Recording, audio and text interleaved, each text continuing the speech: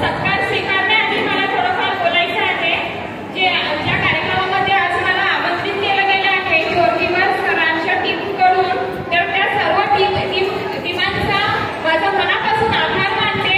आणि स्पेशली तर मला या संपूर्ण टीमाची ओळख नव्हती, परंतु स्पेशली स्मिता कांबळे मॅम आणि नीतू जयस्वाल मॅम यांनी मला स्पेशली इन्व्हाइट केलं. त्यांचेही मी मनापासून आभार मानते आणि संपूर्ण टीमचं खूप खूप धन्यवाद मानते. धन्यवाद.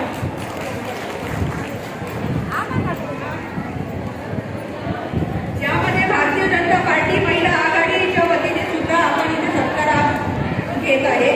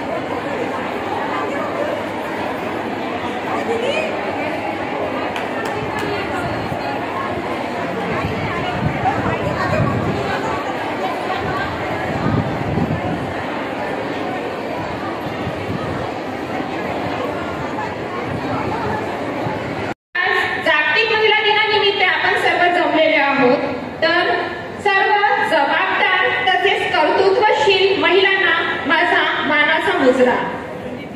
8 मार्च जागतिक महिला दिन म्हणजे स्त्री पुरुष समानतेचा दिवस. स्त्री आणि पुरुषांना म्हणजे बरोबरीचा हक्क, अधिकार, त्याचप्रमाणे जबाबदाऱ्या या सगळ्या पार पाडण्याचा महत्त्वाचा दिवस म्हणजे जागतिक महिला दिन होय. स्त्रीचं अस्तित्व म्हणजेच काय? स्त्रीचं अस्तित्व म्हणजे सशक्तीकरण, सक्षम, बलवान, शक्तिशाली होय. राष्ट्राला, समाजाला सशक्त बनवण्याचा स्रोत म्हणजे स्त्री होय. स्त्री म्हणजे संपूर्ण नारी शक्तीचं वरदान होय. त्याचप्रमाणे मुश्किलों से कभी हार न माने, मुश्किलों से कभी हार न माने, उसके हौसले बहुत ऊंची उड़ान है, हर दर्द सहकर भी मुस्कुराना जाने, वही स्त्री की पहचान है, वही स्त्री की पहचान है. स्त्री जन्मा तुझी कहाणी, स्त्री जन्मा तुझी कहाणी. अरे समाजातून स्त्रीचं प्रवाहात आणण्याचं काम हे स्त्रीचं कधी असावं, कधी करावं, हे पटवून सांगावं कसं, हे पटवून सांगावं कसं आणि त्यांचे डोळे उघडे करावे कसे, बहिरेपणाला सुनवावं कसं.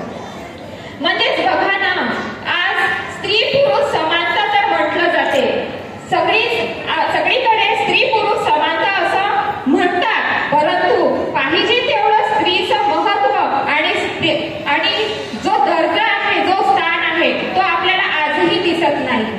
म्हणजेच एक उदाहरण, स्त्रीला जर मुलगा झाला तर हा आपल्या वंशाचा दिवा आणि मुलगी झाली तर तिला दुय्यमत्व दर्जा. म्हणजेच हे काय तर स्त्री आणि पुरुष, मुलगा असो की मुलगी, त्यांचा मान सन्मान समाजाने केला पाहिजे, त्यांना स्वीकारलं पाहिजे. एक छोट्याशा उदाहरणावरून बघूया.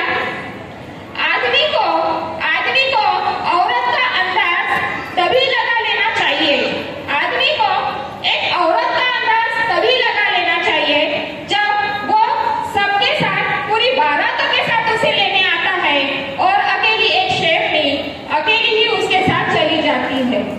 म्हणजे किती हिम्मतवान नारी शक्ती यालाच म्हणतात. तर सांगा ना हो, कुठे आहे स्त्री कमी, कुठे आहे स्त्री कमजोर, तरी तिला दुय्यमत्व असं नाही. प्रत्येक स्त्रीला या शिक्षणाच्या प्रवाहात आणा आणि तिला शिक्षणाची संधी द्या. सर्वप्रथम मला हे सांगायचं आहे, शिक्षणातूनच आपलं जीवन आहे आणि जीवनाचं महत्त्व कळलंच पाहिजे आणि तिच्यावर होणारा अत्याचार हे थांबवलं पाहिजे तरच आपला समाज सुशिक्षित होईल. परंतु तसं काही नाही. आपल्या पुष्कळ ज्या स्त्रिया आहेत आज खूप उंच भरारी घेत आहे. म्हणजेच मनात जिद्द, आत्मविश्वास, धैर्य, चिकाटी यातून अनेक प्रगतीच्या उंच शिखरापर्यंत पोहोचलेले आहे. म्हणजे समुद्रांच्या लाटांबरोबर तर सगळेच होतात, परंतु खरा तोच असतो जो लाटांना भेदून पुढे जातो. हीच प्रगती आजची स्त्री करत आहे. मंजिलें उन्हीं को मिलती है, मंजिलें